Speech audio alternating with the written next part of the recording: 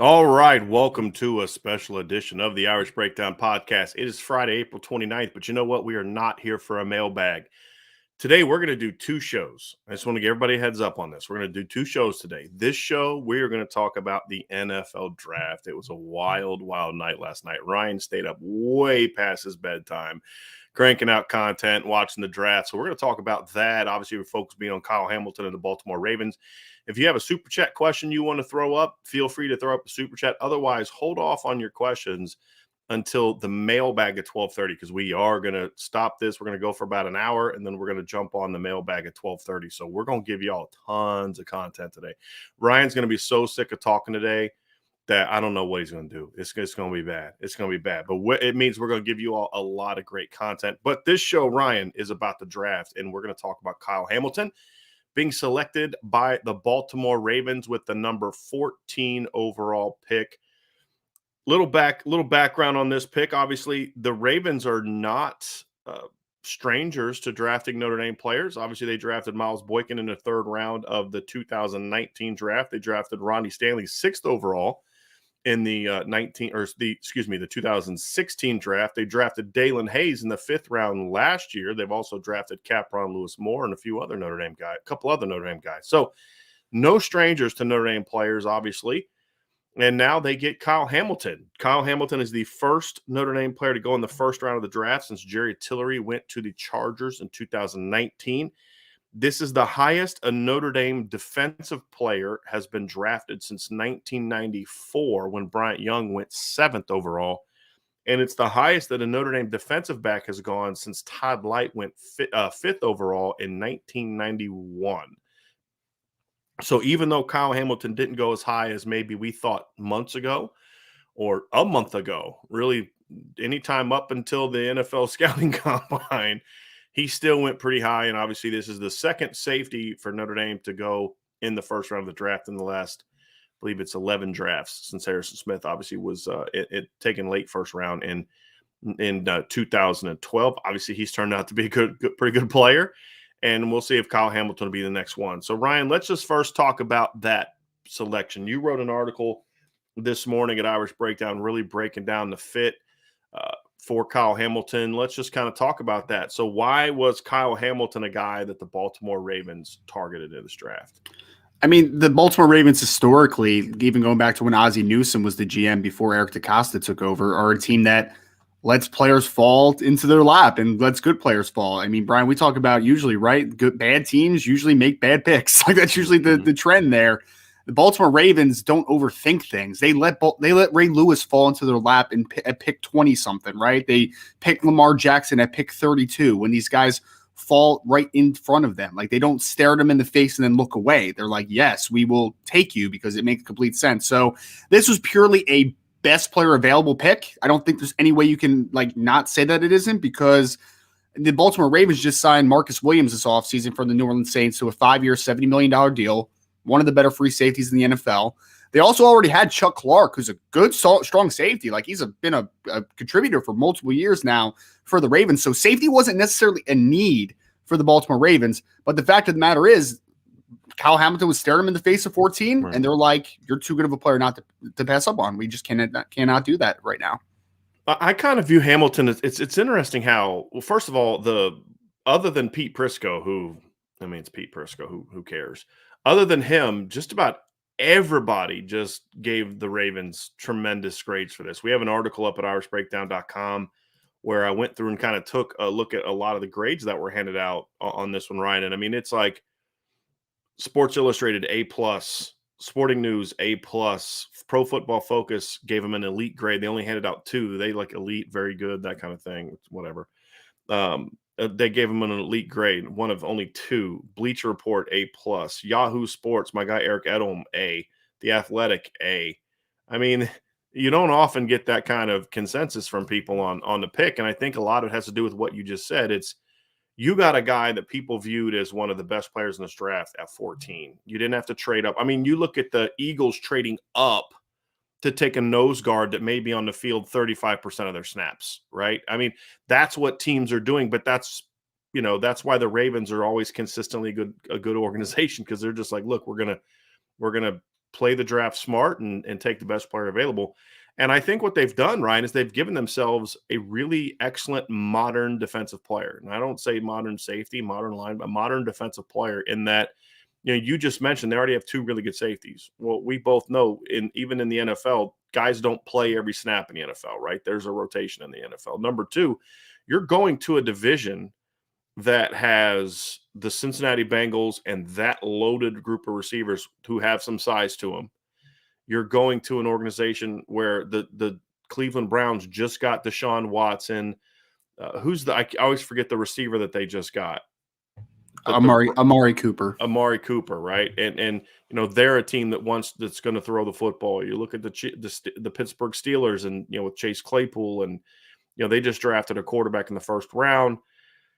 You've got to have sort of that player that can be that sub-package star. And that's what I see from Kyle Hamilton, is a guy that's going to be that sub-package star. Could he play free safety? Sure. Could he play, the other safety? Sure. Could he be a guy that you use as part of a 3-safety package because he can play on the second level a bunch? And you wrote about this in your article, kind of like how Jeremy Chin is used for the Panthers. I absolutely think that he can. I think you could use him almost the same way that the Browns used Jeremiah Owusu-Koramoah last year, if you really look at it. So I think that's the unique thing about Kyle Hamilton. I think part of it hurt him because there are a lot of NFL teams that still don't know how to use players like him. Same thing with Jeremiah Owusu-Koramoah, same thing with Micah Parsons, who you mentioned before the show. But I think a smart organization, and I think we both agree that the Ravens is going to look at this kid and instead of saying, gee, I don't know where we can play him, it's like, think of all the places we can play him. And that's why the Ravens ended up getting, in my opinion, one of the 5 most talented players in the draft at 14. Right. I think for me, it's very simple. We have seen players, and you just mentioned a couple of them, Jeremiah Owusu-Koramoah and Micah Parsons to a degree. Micah obviously had a little bit of off-field concerns as well, so that's kind of why he dipped as well. But there's a lack of creativity around the NFL in a lot of instances, man. Like, some people looked at Jeremiah Owusu-Koramoah and said, you're a 215-pound weak side linebacker. I can't use you. I don't have a spot for you in my defense. And it's a very archaic way of looking at things, right? Like, this game is now where I'm pretty sure a couple years ago, at least, the Seattle Seahawks were the only team that played base defense over 50% of the time. This is a sub-package league, man. Like, it is. And what does Kyle Hamilton do better than just about anything that he does on the field? Freelance and the ability to roam and be a playmaker, right? Like, that's what he does best. Can you imagine this young man maybe in a 3-safety set where he's the mid-hole defender and he's just playing in the middle of the field, and you just let him use his eyes and go and make plays. Right. And then on third downs, when you only have 2 backers in, maybe he's a dime backer that's in the game, and maybe even sometimes he's in the slot. You blitz him off the slot. There's an endless possibility to a guy like a Kyle Hamilton. My biggest question is just, and I don't think that's necessarily the case with the Baltimore Ravens, is I have seen instances where some teams just aren't creative enough. And that's my worry, because if they aren't creative and they're just like, you're a safety, then you have to worry about trying to make a rotation happen, right? And that's my only worry.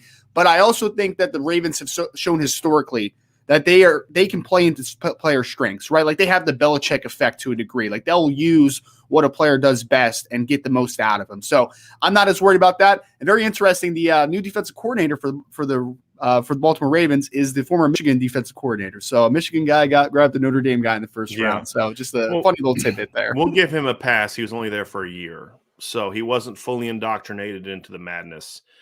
But and a guy that has got some familiarity with the Ravens. Obviously, he went to Michigan from the Ravens. Obviously, that was that connection between the brothers. So I really like this pick, Ryan, and especially when I look at the draft and I look at who else is on the board. Were there guys that maybe played positions that were maybe a greater need for the Ravens? Sure, there were guys on the board like that.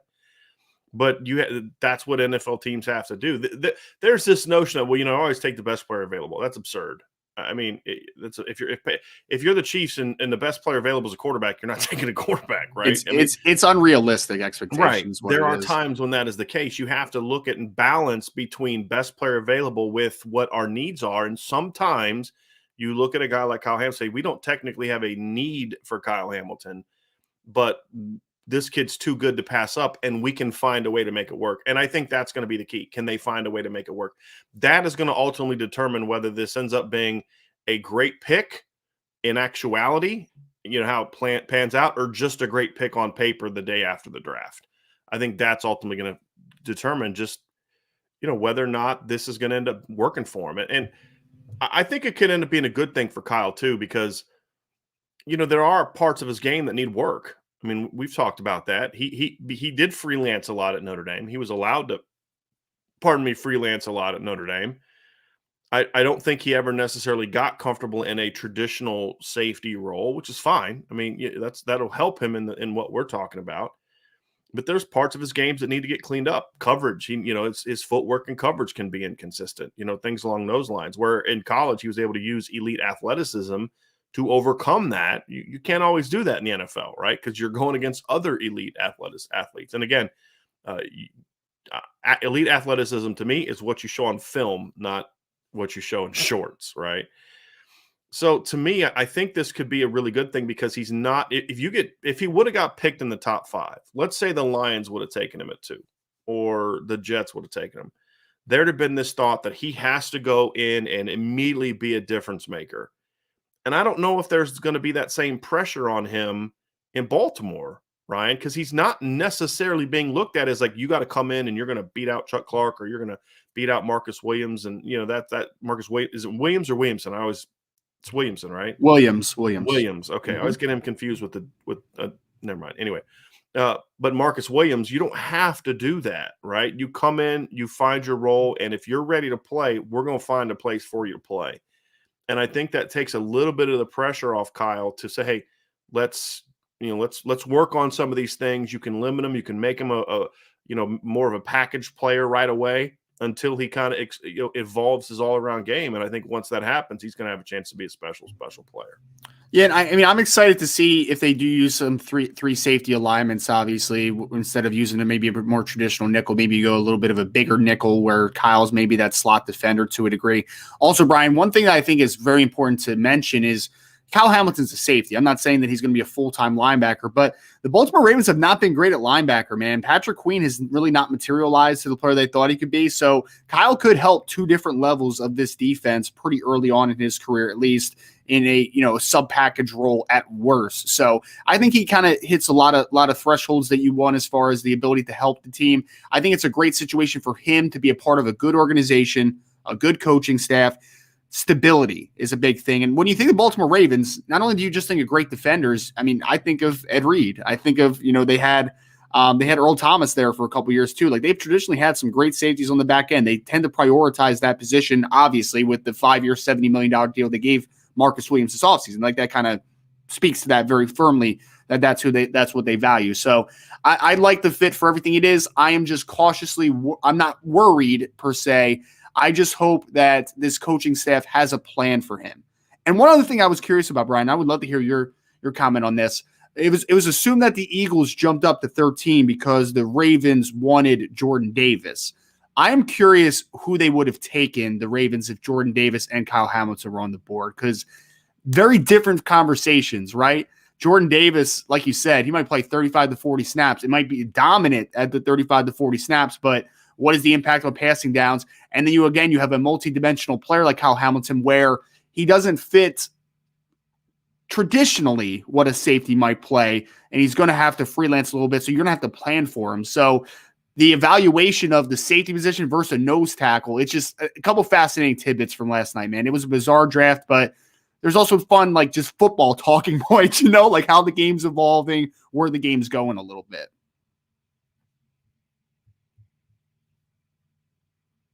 There were 2. I didn't even realize I muted myself. There were 2 thoughts for me on that. My first thought was, well, when you look at that they traded Hollywood Brown, could it have been a situation where it was Jahan Dotson, number one? Number two, if both of those guys were off the board, it wouldn't shock me, knowing Baltimore and what they've done, even under the new GM, if they would have traded down and taken the kid they took at 26. I mean, because clearly they loved that kid. So I mean, you used the pick that you gave up. You gave up, Hollywood Brown, and you went and got this kid with him. You traded a electric receiver that had 1,000 yards last year and used that pick to draft a center, right? So that's not a knock. I mean, it's the best center in the draft, and it was clearly a need, and so I like the pick. It wouldn't have shocked me if they would have taken one of those two guys at 14, but knowing Baltimore, my guess would be, since you had seen all these teams, that's what was interesting, Ryan. You look at last night's draft, I was not at all surprised that there was no trading in the first round. The only trading was before the draft with the Seahawks. Obviously, some of the trades were that allowed the Jets to get 2 picks, but they weren't people trading into this specific first round, right?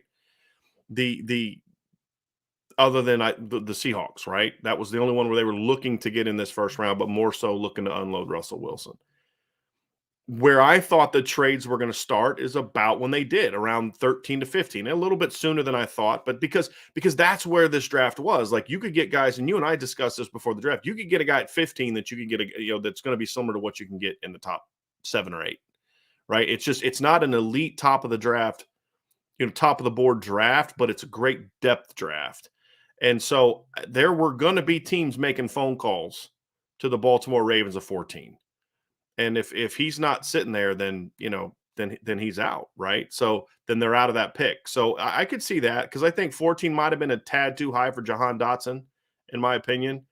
But I think 16 was a little bit too high for Jahan Dotson, to be honest with you. And I like Jahan Dotson, so I think the Ravens would have traded down. That's what I think they would have done. But if you had to force me, like, hey, don't cheat, Brian, like you always do, and not answer the question, I think I would not have shocked me if they would have gone with the kid that they got at 26. It would not have shocked me at all. Wouldn't, because there's no Patrick Queen's struggled a little bit, right? It's not like there's another linebacker that you can replace him with, right? I mean, I don't know if there's any offensive lineman right there that I would have loved to kind of step into a role there. So I thought some of the linemen that got picked there, I thought the Texans overdrafted Kenyon Green. I mean, so Trevor Penning was overdrafted at 19 in my view. So I don't know if there was a fit there, Ryan. What do you think they would have done if Hamilton and Jordan Davis were both gone? I think they were infatuated with Jordan Davis, and I think that kind of fits traditionally how they kind of work, right? Like, they've always valued up front the Haloti Ngata's of the world. Brandon Williams was obviously a late rounder, but they obviously valued him to the highest degree as far as keeping him on the football team. So I think they really do like to build that, inside and out. So I think they actually would have probably deferred to the defensive line.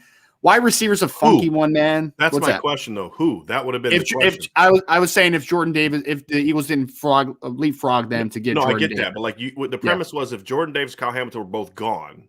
Oh, if they were both gone, I'm sorry. I thought that was the premise of your original question, right? Is if Jordan Davis and Kyle. Oh, no. I was trying to check if you thought who they would draft if both players were on the board. Both players on the board. I completely answered a different question. I think they would have drafted Jordan Davis. I mean, based on everything I've read, I don't know that for a fact. Based on what I read, right. I think it was a cooler idea to look at what they did if they were both gone. That's the question I answered. It is good. It is good. I mean, thought you said they're both gone, but I mean, from everything, I mean, I have no idea. Other than just what I've read, it sounds like you said, Jordan Davis was the guy. But but did they think Kyle Hamilton was going to be there 14? I don't know. I mean, especially with the buzz. I mean, I put that latest mock draft thing out for Kyle Hamilton, and there was only 2 people, you being one, that had him in the top 10. And everybody else had him going from like 11 to 18. So they had to have some idea he was going to be there. But and sometimes you wonder, like, was the Jordan Davis stuff? I mean, again, we're talking about how smart and savvy the Ravens are. It was, from what I had read, it was kind of well known that they really liked Jordan Davis. Was that intentional? Did the Ravens really let everybody know how much they like Jordan Davis because they just love him so much they couldn't hide their emotions and feelings? Or did they do that because they were trying to get some stupid team like the Eagles to trade up and take him? You know what I mean? That was like who knows? That was like the Steelers had made it well known. And again, this is why I call this 50-50 season, man. Like, you only believe 50% of what you hear right now. And it is the easy secret that everyone's been kind of knowing is that the Steelers really liked Malik Willis. They've been infatuated with Malik Willis. Well, they had a chance to draft Malik Willis, and they drafted Kenny Pickett instead, man. So this is smoke screen season, man. And I think that they did that because they wanted people to try to get in front of them to get Malik Willis, and that would let Kenny Pickett fall to them. I guess Kenny Pickett was just their guy. How silly of a pick that is a different conversation, but it is what it is this time of year. So Ryan, we're going to go till about noon. I really want to talk about the rest of the first round because it was a really entertaining first round of the draft. And I had hoped that it would be entertaining because it wasn't a great, I mean, it's really funny. I thought, when I look at the draft and I think like who the 5 best players in the draft are, I think only like 1, maybe 2 of them were actually taken in the top 5, which is kind of interesting. But we're not going to go necessarily pick by pick, but let's just kind of start at the top and work our way down. And I really want to get your thoughts on Trayvon Walker going number 1 to the Jaguars, because I know you didn't love it, and I have some thoughts on it.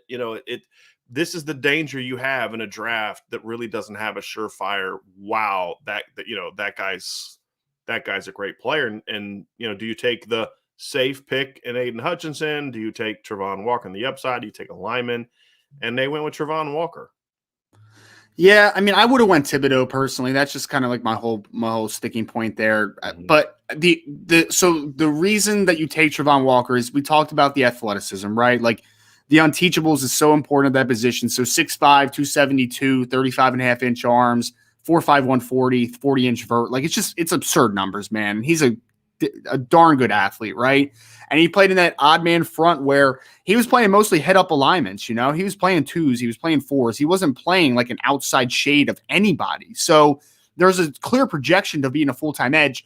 But what I'm hoping that they do, Brian, because I do think that he could be a really good player if he is brought along correctly and developed properly, is I hope that Jacksonville has in their mind that they're going to run multiple fronts. Because I think if they put him in just a 4-man front and just try to let him do that, I have bad feelings that this is going to end up like Solomon Thomas that came out of Stanford a couple years ago, who Trent Baalke also drafted, if I remember correctly, So he played a interior spot his entire career, and then they tried to make him play edge, and it just wasn't something he was used to, and it wasn't something he was natural at. So I hope that they play between a 4 and a 3-man front.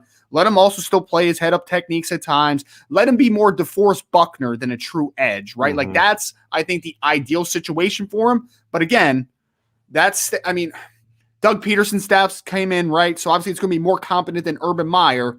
But until Trent Baalke is not the GM, I don't really trust anything that's going to happen with the Jacksonville Jaguars. So, but the selling point is you can't teach that length. You can't teach that athleticism. The upside is immense, but it's just not the guy I would have picked there. Just wasn't. Here's my thing. I think Trayvon Walker is one of those guys could end up being a better pro than he was a college player. And I'll be shocked if he's not.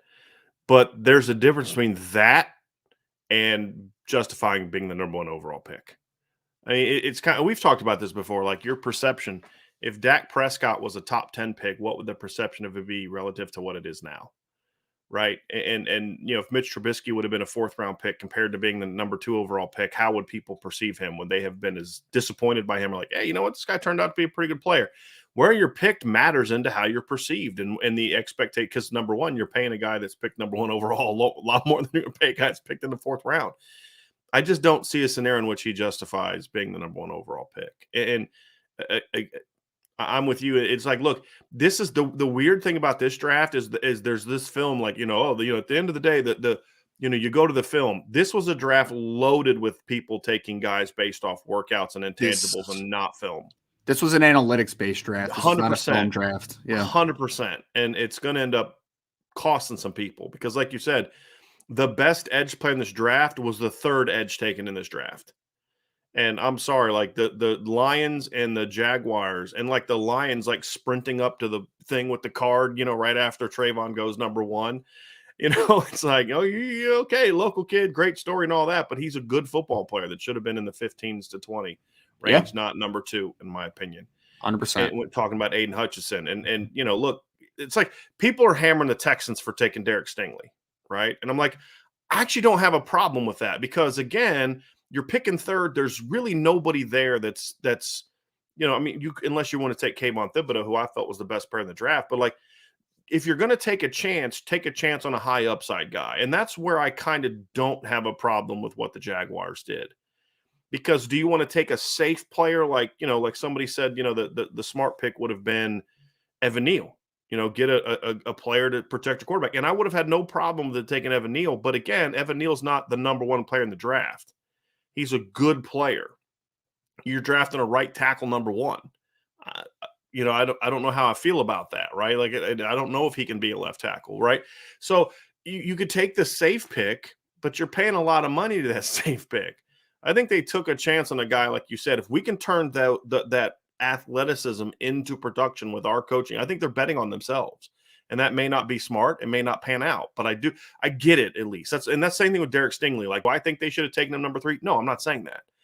But I understand it because you're taking a chance on a guy that, had he not been hurt the last 2 years, what could he have done? I mean, you can't just ignore that he was banged up the last 2 years. You can't ignore it.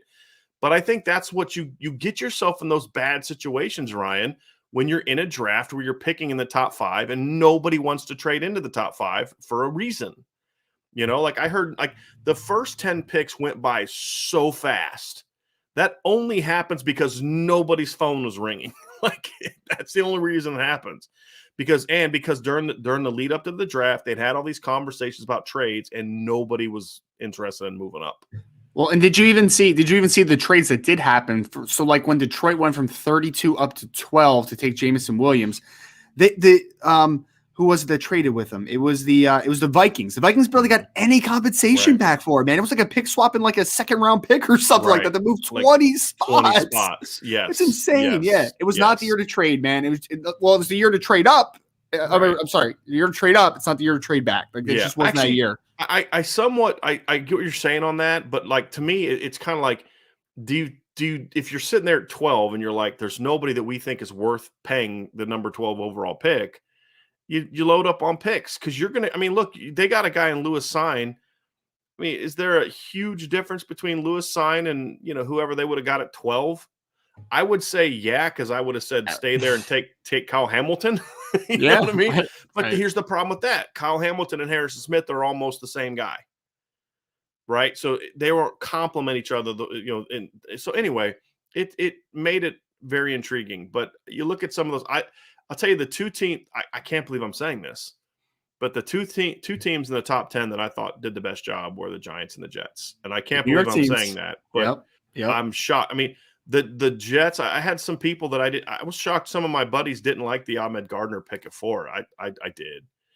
And getting Garrett Wilson at 10, you got the best receiver in the draft at 10, and you didn't have to trade to get him. I mean, he was a second receiver off the board too, which is insane. I would say twice they got my top player in the draft at a position second, which, because Derek Stingley's not my top corner in the draft. Ahmed Gardner is, Sauce Gardner is. And then Drake London's definitely not my top receiver in the draft. Hey, I love Drake. I love Drake, man. He made me some money yesterday. Yes, so he did. Yes, respect to Drake London. So, and then for the Jets to jump back in, because like part of me was thinking like, don't the Jets need like an edge rusher? Like maybe they should have thought about getting Thibodeau at 4 and all that. Well, then they're able to trade back into the late in the first round, not give up a ton and get Jermaine Johnson. I mean, the Jets had a night last night, Ryan, and you got a receiver for your franchise quarterback. And then you just made a big jump on your defense. I can't believe I'm saying this. Like, it seems just weird coming out of my mouth, but the New York Jets had a great first round last night. Yeah, no, I mean, they really did. We actually had somebody on that was kind of wasn't upset with the Garrett Wilson pick because he liked the Garrett Wilson pick, but he wanted an edge rusher, right? Because kind of what you're talking about. They're like, he literally said, I just really would have rather maybe they drafted Jermaine Johnson. And then they come back and they get Jermaine Johnson at 26. It's like, man, I said that to my buddy Tony last night. I said I would not have crushed the Jets. It may be a little higher than should, but I would not have crushed the Jets at 10 if they would have taken Jermaine Johnson. I'd have said it's a little high, but I'd have been like, I get it. I like Jermaine Johnson. But to get him at 26 and then you still – I mean, that's what it comes down to. Like you said, you take to me, the best player in the draft at 10, the two best players in the draft were Kyle Hamilton and Garrett Wilson. And they went with Garrett Wilson. And I think Garrett Wilson is the safer pick than Kyle Hamilton to me for the Jets. I have some issues with Kyle Hamilton's projection and the injuries and some other things and all that, but Garrett Wilson was one of the safest picks in this draft for me. In the modern NFL era, he is the perfect fit for a receiver in this era. Great ball skills, like not an elite athlete, but athletic, and a really exceptional route running potential in the NFL. So I love that pick. Ryan, it was in February. We were seeing mock drafts that had Evan Neal and Kayvon Thibodeau going 1 and 2, right? And the Giants got him at 5 and 7.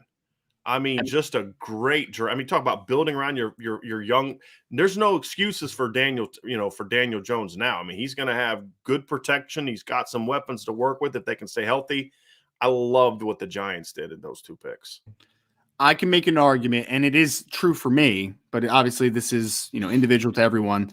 But I think the Giants got 2 of the top 4 players in this draft at picks 5 and 7. Just think about that for a second. Like top 2 players, two of the top 4 players in this draft at picks 5 and 7 at 2 incredibly important positions, by the way, defensive end, pass rusher, and offensive tackle. Like 2 of the outside of quarterback, those are the 2 most important positions in the NFL right now. And yeah, I mean, the great thing too is that it fits so well in that system too, because you have Azeez Ojulari, who they drafted last year out of Georgia, who had a nice rookie year. He's more of a stand-up rusher though, right? Like he's a lightly built kid. Kayvon Thibodeau's 6'4", 34-inch arms, more of a hand-in-the-dirt traditional type of player. So they're going to that ran a 4.58. Yeah, he's pretty athletic. Yeah, and there was a question from 99 Problems BK1 to address this, Ryan. I'm let's say the Jets would have traded into 26. So it's this question about the Jets. Would you prefer they have taken Thibodeau at 4, then a cornerback later in the first round? So let's just say they would have traded in to take a Trent McDuffie or a Kyer Elam. I still like the way it worked out for the Jets, because to me the gap between Ahmed Gardner and Trent McDuffie or Kyer Elam is greater than the gap between Kayvon Thibodeau and Jermaine Johnson for me. Yeah. And so, but neither would have been bad. Like I'd have been fine if the Jets would have taken Thibodeau at 4, Garrett Wilson at 10, and then traded back into the first round to get Kyer Elam or to get Trent McDuffie. I'd still be sitting there saying Jets had a great night. They had a great night. I prefer the way they went, but I would have been fine with that too. I mean, it really worked out well for them. And I think that if they were willing to trade back in, I don't know if they would have traded back in for one of those corners like they did Jermaine Johnson. But let's just say if they did, I think that would have, what he brought up would have been fine as well. I'd still be sitting there praising them. I think both teams made the easy selections. And like, again, with the Giants, I think that Thibodeau is going to work so well off of Ojulari. And then, Brian, I think what's huge is that you have Evan Neal.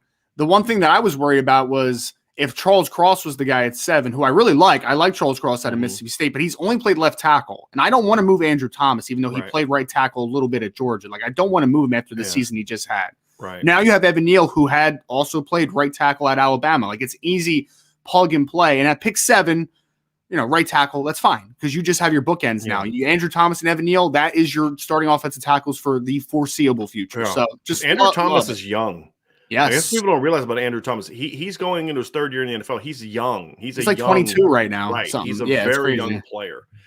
So I love what the New York teams did. Panthers taking Ekwonu at 6. I get it. I didn't like it. I didn't love it. The Falcons taking Drake London at 8 is just like, that's why that organization sucks. I mean, I know it made you some money, but that was an absurd pick for me. I expected it to happen. Yeah. I had been told that Drake London 8 to Atlanta. Atlanta really liked him, obviously, and then also the Jets at number 10 probably would have taken him if he was there. So yeah, he was always going to be the first receiver. It worked out well for the Jets that he was taken before, because Garrett Wilson's a better football player than Drake London, who's a system guy. Speaking of receivers that I thought were bad picks, not only did the Saints take Chris Olave way too high, they traded up to take him way too high. Then, to make it worse, they took Trevor Penning at the 19 overall pick. So the flip side of what we just talked about with the Jets, I don't know what the Saints are doing. It's questionable what they're doing. When they made the trade with the Eagles to position themselves up a little higher, I assumed that they were going to make a move for the 3rd offensive tackle, and it was looking solid for a second because Cross didn't go off until number 9. I'm like, maybe they could probably trade up there with I think they had the 15th and 19th pick now or something like that. but then Cross goes off the board, and you put yourself in a terrible position, Brian, because you had to take an offensive tackle. You don't have a left tackle right now. Like, you don't have one. So Penning's people are, and this is true, Penning has good potential to develop. If he was a day 2 player, second or third round, I'd be like, cool. That's it. That's exactly right. It's about where you get picked as far as the value that you're going to have to pay him top 20 NFL draft pick money. And I don't see him being ready to play as a rookie, at least not play well. Yeah, as a rookie. He's you know who he is? He reminds me a lot of. I'm a Broncos fan. He reminds me a lot of Garrett Bowles, who ended up being a good player. Ended up being a good player, right? But it took time, and that to me is kind of the whole point. Is how long a guy is going to take is going to be determined by, because the Broncos picked Garrett Bowles at 20. And that's why he got a lot of criticism early in his career, because when you pick a guy 20, you expect him to kind of come in and be, you don't expect him to take 3-4 years to get going. Now that pick is panned out, right? So it could be that the Saints are like, look, we're redoing this whole thing. We got a new coach. We don't have Drew Brees anymore. We're rebuilding. So we'll take a chance on a talented but raw kid like Trevor Penning and, Chris Olave. That could be it too. And if that's the case, then I'm a little bit more understanding of it. But on the surface, I did not love it. I actually liked, a buddy of mine hated that the Lions trading up to 12 to get Jameson Williams. And I didn't. I didn't. Well, he thought it was too high because of the injury and all that. And I said, look, look, the Lions aren't drafting to win the Super Bowl next year. You're getting a guy that, because I said, well, you told me that you thought Jameson Williams, if healthy, is the best receiver in the draft, right? And he goes, yeah. And I said, well, ACLs aren't what they used to be. He's going to be fine, right? He's already running around. So maybe you don't get him for half this year. Okay. You're not winning the Super Bowl this year. You just went through a year where your best receiver was Amon-Ra St. Brown. And you got a kid that I think can be a difference maker. And then that makes Amon-Ra St. Brown better, because now you've got TJ Hawkinson as your chain mover. You've got Amon-Ra, who's more of a slot, shifty type of guy.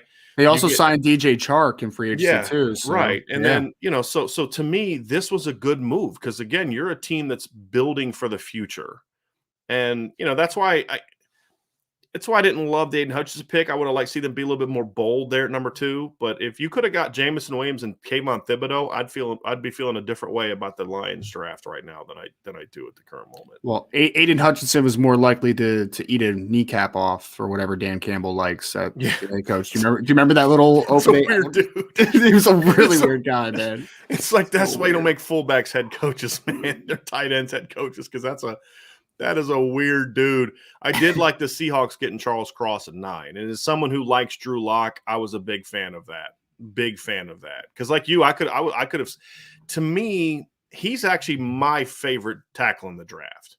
He's not the sure thing that Evan Neal is, but I think he's got a higher ceiling than Evan Neal, in my opinion.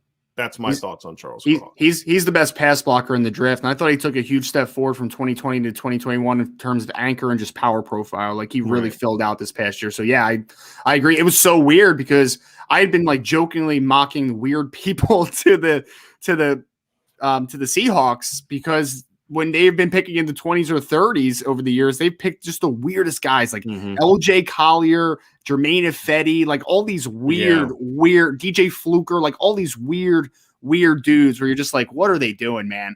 And they made a pick at number 9. I guess they just had to pick in the top 10 to be more conventional, but like they picked probably the best player on the board. I mean, like I thought Kyle Hamilton was the best player on the board, but like Charles Cross is playing a more premier position right there, and he's in close conversation. So I thought it was an easy selection, honestly, in my mind, and it was the right one, which is really weird for Seahawks. I'm a little surprised the Seahawks weren't more interested in Kyle Hamilton, just because you think of the whole rebranding Cam Chancellor thing. But the Seahawks they were one of only 2 NFL teams that weren't at Notre Dame's Pro Day. So it was like, okay, yeah, I get it. But yeah, I liked it. And again, I like Drew Lock. I think he's got a chance to be an NFL quarterback. He just never had time in Denver. And some years he had the weapons and didn't have the line and just never had the faith in him. What I've read, again, I don't know this for a fact, but what I've read is the Seahawks like Drew Lock. They're willing to give him a chance. And if that's true, I think this was a smart pick. There's a couple others that I liked because I want to do the trades last. I want to do the picks involved with some of the trades last. What did you think of the Steelers taking Kenny Pickett? I'm really not sure if a kid with hands that small can throw in Pittsburgh, though. You know, that northern city with the bad weather and all that other kind of stuff. For those who may be watching that aren't normal regulars of the show, that's called sarcasm. Yeah. I mean, so we did an instant reaction thing with the guy that covers the Steelers, and he was like over the moon, right? He's like, oh man, Pittsburgh kid stays in Pittsburgh. I'm like, first of all, he's a New Jersey kid, but that's a different conversation for a different time. But sorry, I don't know why I had to throw that in there, but I mean, honestly, man, I think that Kenny Pickett is a very sound quarterback at the next level. I think he has a high upside to be a really good backup and maybe start in the right situation. But I don't ever think he's ever going to be anything more than a spot starter to an average starter at the absolute best. Like, I just don't see it. I think he's a tough kid. I think his arm's solid. I think he's a good athlete. I think it's all great. Like, that's fine. And he's a good culture fit. I understand it. I completely get all the layers. But for this, I just don't like the situation he's getting thrown into, first and foremost. The offensive line's not great in Pittsburgh. He's too much of a freelancer for me. And then they just signed Mitch Trubisky. And again, Mitch Trubisky was always used as a bridge, right? He's a bridge. Well, what is your bridge to? Kenny Pickett's already 24 years old. And his thing is that he's a floor guy. He's not a ceiling guy. For me, I'm not a Malik Willis guy either, but like I would have rather them take Willis and they use the bridge that way because at least he has traits where you can kind of be like, okay, maybe I can get there, right? I just don't see it with Pickett. Like, I'm not high on Malik Willis. You know that. But there's at least some tools to work with. And here's my big concern with Kenny Pickett. I always have concerns with guys who only really did it for 1 year, especially quarterback. And Kenny Pickett was just an okay player at best for 4 years. He showed flashes last year of maybe what this could become. But he's a guy that came from a pro system, which I liked. I think he's smart. I think he's a leader. I think that I get why they made the pick. I just personally wouldn't have done it. I would have taken somebody else there and taken Sam Howell in the second round. Like, to me, the gap between Sam Howell, I mean, I've told you Sam Howell's probably my favorite quarterback in this draft, right? And so just me personally, I wouldn't have taken any of the quarterbacks there. And what I said to you the other day was if there was we talked about this off the air, if there was a quarterback I was going to take a chance on in round one, it's probably Desmond Ridder just because of the tools. But even him, I'm not, because I have other issues with Desmond Ridder. There's not a quarterback in this draft I couldn't just shred. There should not have been a quarterback taken in the first round. I get why the Steelers did it, though. I just don't love it. I don't love it. Now, he may prove us wrong, but like you said, he's 24. I mean, I think that's part of the reason he had the success he had last year is because he's 24, and he's played a ton of football. So I just and we saw in some games like against Miami where you just kind of saw his lack of arm strength get exposed a little bit with some of the throws he tried to make in that game. I didn't necessarily love that pick. The Green Bay Packers, it's like, do you guys purposely do this to Aaron Rodgers? Like, do you do this on purpose? You took the second best inside linebacker for Georgia in the first round of the NFL draft. I could argue he was third because that inside linebacker, pretty decent. Yeah, well, they got Tyndall, the other kid that would rotate in, who's in the draft too, who's a 4.47 kid. So that was, I mean, first and foremost, I actually won that bet as well. I put Quay Walker as being the first linebacker off the board because the NFL's stupid and they just did this last year with Jamin Davis.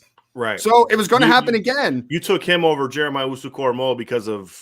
Because he was 6'4", 240 and looks the part. Too bad his eyes stink and he has no diagnostic skills. Okay, I don't know what to tell you. And then they took Devontae Wyatt with the 28th pick, who's a talented player, but some legitimate concerns as to why you probably shouldn't have taken him there. So I'll never understand them. I really liked Buffalo trading up to get Kaiir Elam. I did. I like that pick a lot. He's a guy that may not end up being a first-round player, but I think he's got a really high ceiling. I do. I think he's a guy that needs a little bit of work. He played in a crap system under Todd Grantham, a crap system. And if you're the Bills, you don't have a lot of needs right now. So they targeted a guy that they liked. He fell far enough for them to feel comfortable, like, let's go up and get him. I liked it. I mean, this organization has turned into they do some really good things in the draft recently, man. And this is another example of it, in my opinion.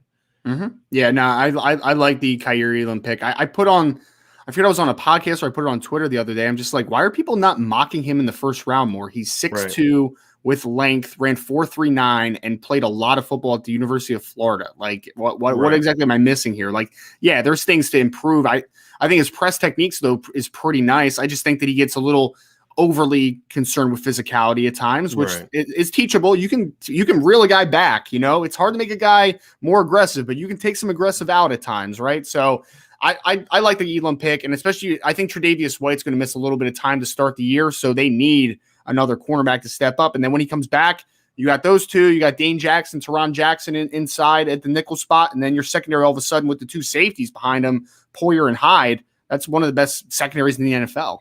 Yeah. Tyler Evans trying to throw a little shade. He says, Brian, happy with your first-round pick, LOL. Obviously, I'm a Broncos fan. Yeah, I think Notre Dame – I think the Broncos got the best quarterback in the draft, my opinion, and Russell Wilson. So, yeah, I'll take that. So, yeah, I'm fine with it. I'm good with it. Because, again, you had the 9th pick in a year where – now, I'll say this. They need a right tackle. And when the Seahawks took Charles Cross, I was like, oh, man, they could have Charles Cross. But that goes back to my feelings on Drew Lock. If I'm wrong on Drew Lock, then it was a great move. And they were better off getting Russell Wilson. So we'll see how it pans out. We talked a little bit about Baltimore taking Kyle Hamilton. There was such a Baltimore move to get that kid, Tyler Linderbaum, at 25. I thought it was he's a good football player, man. Really good football player. And I think culturally he'll fit in really well there into that team first mentality, just culturally from a football team, not so much City Baltimore. I don't have a clue how he'll fit there. But as far as fitting into the culture of what the Ravens are about, I think he'll step in and I think help them out right away. I like that pick a lot. I'm not sure if you did, but I like that pick a lot. Well, Linderbaum, yeah, no, he was one of the guys that's I thought the Ravens one of the big winners because they got two incredible values. I would say that Kyle Hamilton I thought he was the best player in the draft regardless of position, but either way, I think most people thought he was at least a top 5 player in that regard. So you got a top 5 player at number 14. And Tyler Linderbaum, for a right system, he might be a little scheme specific, but for the right system, he's a top 10 player in the class. Like he's a true first round type of player. So getting him at 25, there's obviously some concerns about the size, but if you're a movement based system that's going to ask him to be an athlete like he is, you're going to be very good. So I like the pick. I thought it made sense. There were guys there that made sense. You weren't reaching for anything. It's like, okay, Linderbaum's a really good player. He's our number 1 player on the board. Let's take him. And it happened to be at a position of need. They needed to upgrade the center position. So make complete sense. I thought the Chiefs needed to upgrade their defense, and they went with Trent. They traded up to get Trent McDuffie and also got George Karlaftis. What did you think of the Chiefs? Oh, man. It was Karlaftis at 30. I want to talk about tremendous value. I had him as a top 15 player in this class. Did you listen to the ESPN? What broadcast were you listening to? I was watching ESPN. I had it on mute, though. They were like hammering Karlaftis. For what? Like he's a rotation. And I'm like, did you guys watch a different kid than I watched? Like, I don't know what you're talking. I thought at 30, I thought that was a really good pick. There's this weird thing around Karlaftis where people act like he's not athletic. It's the weirdest thing in the world. Notre Dame made that same mistake. Mike Elston and Mike Elko made that same mistake coming out of high school. His hips are too tight and all that. So they passed on him. He would have come to Notre Dame if they wanted him. They passed on him. And you look now and you're like, that was not smart. And I just don't understand why it's still sticking because he's 270-something pounds and he ran 4.71, had a 38-inch vert and a 10-foot broad. Like he's a really good athlete, man, and he's physical and he's got great hands. And I think he understands his length. That was an issue. Like, but that's the problem. Like yes, I get it. His arms are a little tiny bit shorter. They're like sub 33. It's like 32 3/4, which is longer than Aiden Hutchinson, and his wingspan is longer than Aiden Hutchinson, but yet you've never heard anything about Aiden Hutchinson's length. You've never heard it once. It's weird. For the 30th overall pick, I thought it was a steal.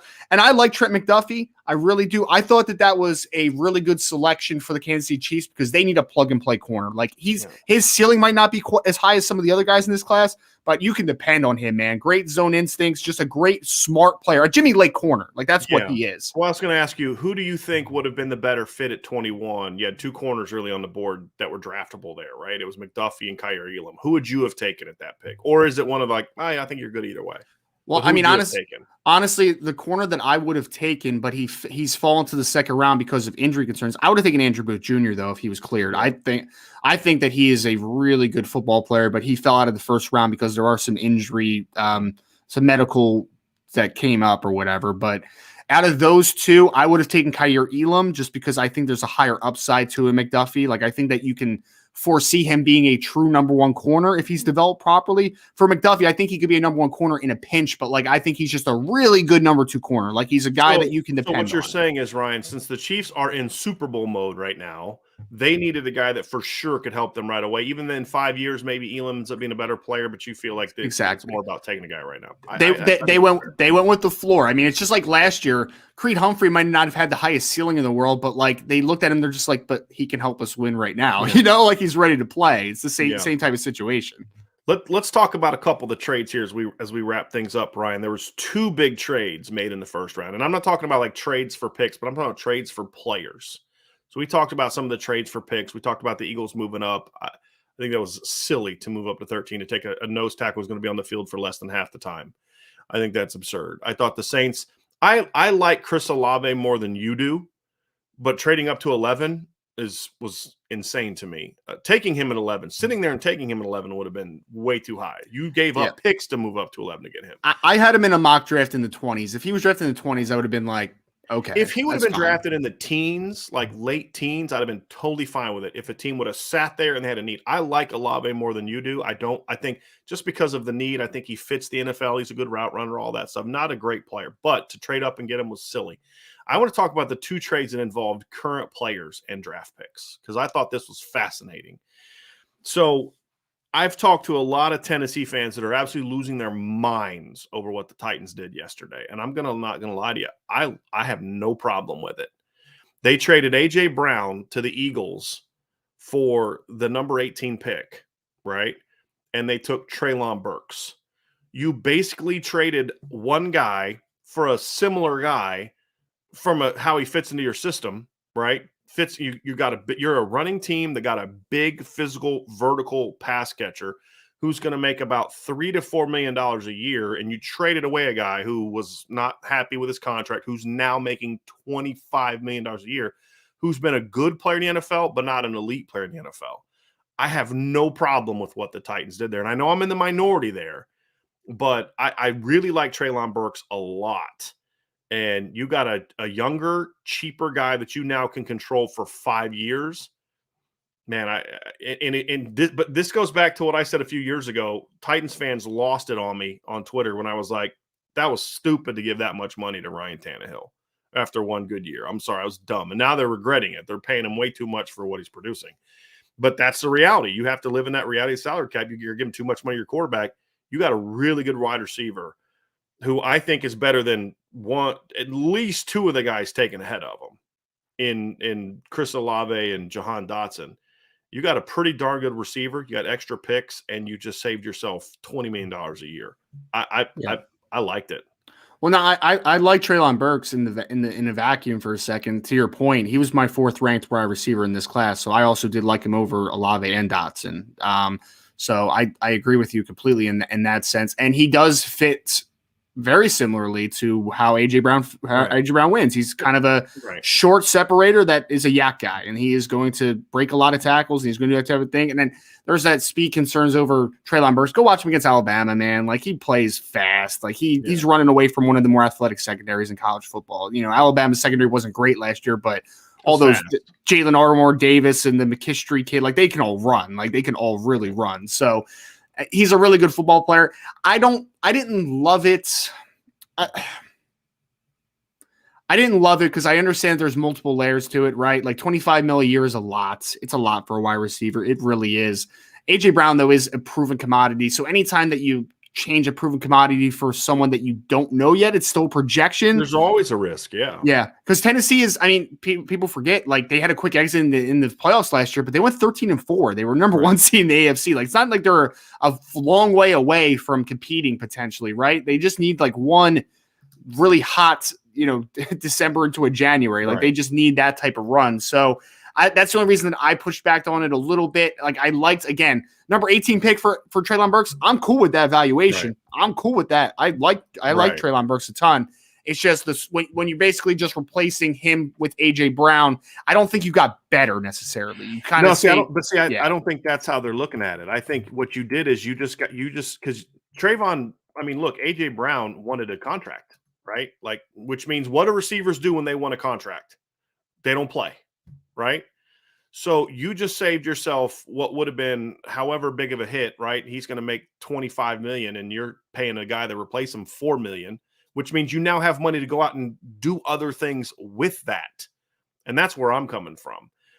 So somebody in the chat said AJ Brown's an elite receiver. I don't see it. Like, I think he's good, right? But I'm just looking at the statistics. He's barely been over 1,000 yards the last 2 years, right? Now, part of that's the system he comes from, but that's the whole point. My whole point is you don't need an elite receiver at Tennessee. You don't need a 25.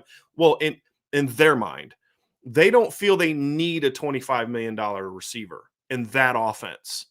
And I understand that. And I mean, it makes sense. So you get a cheap kid that's a good football player that's a great fit for that system because he can also win the contested throws. He can win those play action.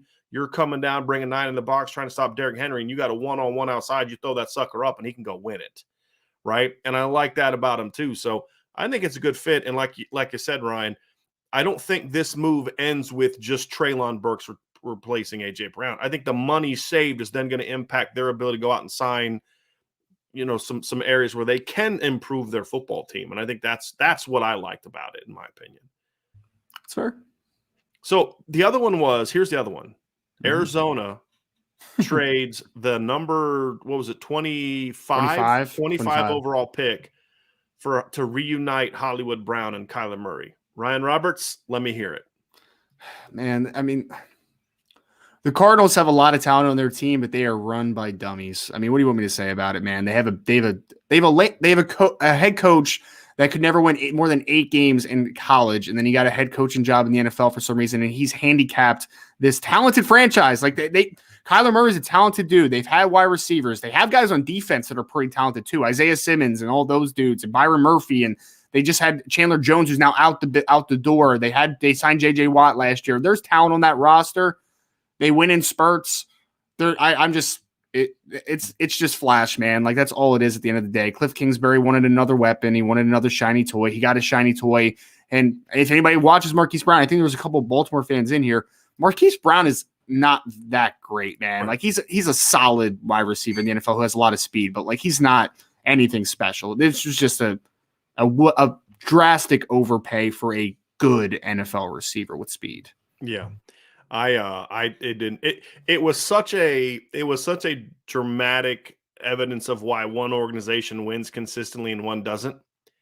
The Ravens trade Hollywood Brown and they take a center with that pick. You know what I mean? It's like, it was such that's why this guy will never win, looking at Cliff Kingsbury. And that's why the Ravens are always a good football team, almost always a good football team.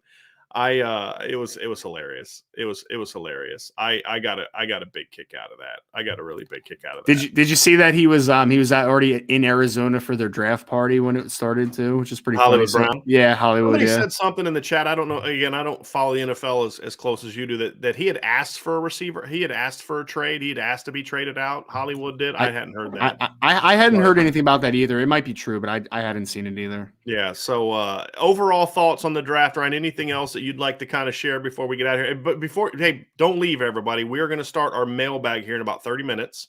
We're going live at 12:30. We'll have Vince joining us at 12:30, and we're going to talk Notre Dame football. But as we wrap up the draft, I didn't even talk about Zion Johnson going to the Chargers. I thought that was a good pick for the Chargers. Unfortunately, there was one of the best comments was, I was so happy that my Raiders didn't have a chance to make a questionable first-round pick last night.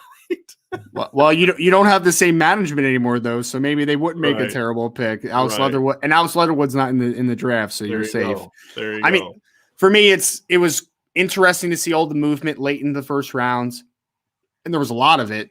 I'm interested. I was trying to do some research to see what NFL draft had the most trades ever, because I think today is going to be bananas, man. Like, if you thought yesterday was crazy with some of the trades at the end, today I think is going to be absurd. There's going to be so much movement today. So buckle up, man. It's not over. It's a really deep class. Again, 2,100 players eligible for this draft compared to the 650 last year. So there's a lot of names. It's going to be a lot of movement. It is going to be wild. Hey, I meant to say this. I think Trenton Baalke's terrible, but I did, and I don't know if they should have traded up to make this happen, but I do like Devin Lloyd a lot. That was a great pick. Devin Lloyd a lot. It was a great pick. They lost Miles Jack this offseason. It was a great pick. I'm Absolutely. if not for the injury concerns, I think Devin Lloyd's a top 15 pick. He was a guy that before the Broncos traded Russell Wilson, he was a guy that was kind of on my radar for that number 9 pick. I would have said, hey, maybe trade down a little bit and take him, but like, he's a good football player. So I did like that pick. I don't know a thing about Cole Strange, so I really can't comment on that. I know Cincinnati, I think if Dax Hill can be the player I think he's capable of being, we started to see it kind of come out this year when he finally got, real coaching on defense. I thought that him and Jesse Bates in the same backfield, that's a lot of range on the back end of that defense for the Cincinnati Bengals. Yeah, I like seeing, and I like Daxton Hill back, you're kind of illustrating there. I think the last 2 picks was both good safeties off the board there. All I'll say about Cole is I've interviewed Cole in the past. He's a really good dude, but that was a strange pick. But that's what the Patriots do, man. They get these obscure, like, who was the guy they drafted in the first round a few years ago, a guard, and I'm like, what? And I think he ended up being a pretty good player, if I remember correctly. Michael Onwenu, maybe? No, he was a little later in the draft. No, it wasn't him. I have to remember. But anyway, it was a fun night. End of the day, it was a fun night. I really enjoyed it. And, I thought it was as wild as I had, because you and I talked about this before, Ryan. It's like, man, I feel like this draft's going to be insane. And it was. A lot of crazy picks, a lot of trades, a lot of movement, a lot of head scratchers, a lot of, wow, that was a great pick. There were some teams that really helped themselves. For me, the biggest winners last night, Ryan, the Jets, obviously, to me, were big winners. The Giants, in my opinion, were big winners. I thought the Ravens had a great night. And it's not just because, we're Notre Dame people, but, getting us the best center in the draft, which was a need, getting one of the 5 to 7. I mean, you could say maybe he's not 5. I think he is, but 5 to 7 best players in the draft, 14 and not having to move. I thought they did really well. I thought the Chiefs, I hate to say it as a Broncos fan, I thought the Chiefs, they needed their defense has to get better. They can't keep winning shootouts like that. They need to be, hey, go sack Josh Allen. We can't have him going crazy on us like that again.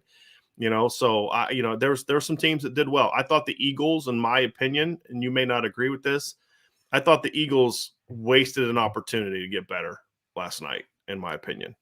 Yeah, I mean, I feel like the AJ Brown pick made up for it a little bit, just because I know they're paying him a lot of money, but like they seriously need to upgrade that wide receiver room. So him now with Devonta Smith, I think, is a nice step forward. But like I was talking to my wife this morning, who is an Eagles fan, it's just like Jordan Davis is a really good player, but it's like he's also a guy that probably just isn't going to play a lot of snaps. He's not. You traded up to 13 and gave up picks to get a guy that won't be on the field for half the game, half of the game. Right. I mean, he might play like 30, 40 snaps. And who doesn't rush the quarterback? Right. I mean, it made no sense. I thought the Texans are another one that missed an opportunity to get better. You had 2 top 15 picks. And you got Derek Stingley Jr., talented but injury history, and you got Kenyon Green. It was another team that I thought they missed a chance to really upgrade their football team. But at least they got some picks out of it, right? They did trade back down from 13 and got some extra picks, which the Texans, I would have traded again. I mean, honestly, at 15, I'd have traded down again. There's enough guys on the board, 5 spots down. I would have traded down again because they need a lot of help. That is a team. If they would have completely traded out of the first round and gotten like 6 extra picks, I'd have said, good job, Texans. Because you could have got a guy similar to Kenyon Green the second round, in my opinion. Talented player, but I didn't love that. So any other final takeaways or any bold predictions for tonight before we get out of here and get ready for our next show? Bold predictions. I mean, with all the quarterbacks on the board besides for Kenny Pickett, it should be a very, very quarterback heavy second round, man. I mean, we talked about some teams kind of sitting on it. This is how I feel good about that situation, though. I think there's a lot of day 2 quarterbacks in this class, a lot of guys that can develop. So now if you're getting Malik Willis on day 2, if you're getting a Carson Strong on day 2, if you're getting a Matt Corral even on day 2, Sam Howell on day 2, I feel good about that situation. I don't feel good about any of those guys so much as in the first round conversation. But day 2, I think, is a good spot for some of these quarterbacks to come off the board. And here's what's going to be interesting, Ryan, is there a run early in round 2? Because if there is, it's probably going to have to involve some trades. Unless, Tampa Bay sits there at 33. And you have to wonder, like, are they going to think about maybe taking their quarterback in the future? Or did they do that they took a quarterback last year, right? You got the Vikings at 34. Titans at 35. I think Tannehill a year left on his contract, right? Atlanta's in the early 40s too, as well. I think Atlanta's right, at 43. Yeah, you got the Giants at 36, Texans at 37. I would have to think with Davis Mills playing as well as he did last year, they're not going to take a quarterback that high. Yeah, I think they're going to take a day 3 quarterback and bulk on this class. To be honest, Jets at 38. They're not. 39 is the Bears. Then the Seahawks have 2 picks. We're going to find out just how sold the Seattle Seahawks are on Drew Lock with those 2 picks. If one of the quarterbacks is sitting there, if Malik Willis or Desmond Ridder are sitting there and they pass, then I'm a believer that they actually are on the Drew Lock train, right? But if they take a quarterback there, that they're not. So the point being, Ryan, it's if there is that run, I think it's to your point, it's going to involve teams trading up to get those guys. And once the first one goes, then that's when it's going to start, in my opinion. That's when the run is going to start, like it did last year. And was it late second, early third, or was it in the third round when you had like 3 or 4 quarterbacks go in a row? I think we're going to see something like that. So it's going to be interesting. So everybody, thanks for joining us. Hit that like button, hit the subscribe button, hit the notification bell, share this podcast, sign up for the message boards, and make sure that in about 20 minutes, you come back to join our mailbag. That podcast has already been launched. It's already set. We're going to be ready to rock and roll here in about 20 minutes. Vince is going to join us, and we're going to talk all things Notre Dame football. So, as my man Mace AK always says, join the message board, smash the like button, subscribe to the channel, hit the notification bell, share this podcast, give us a 5-star review, and as always, go Irish. For Ryan, I'm Brian. Have a great rest of your day or a great next 20 minutes, and we'll see you again for the Notre Dame football mailbag at 12:30 Eastern. Talk to you soon.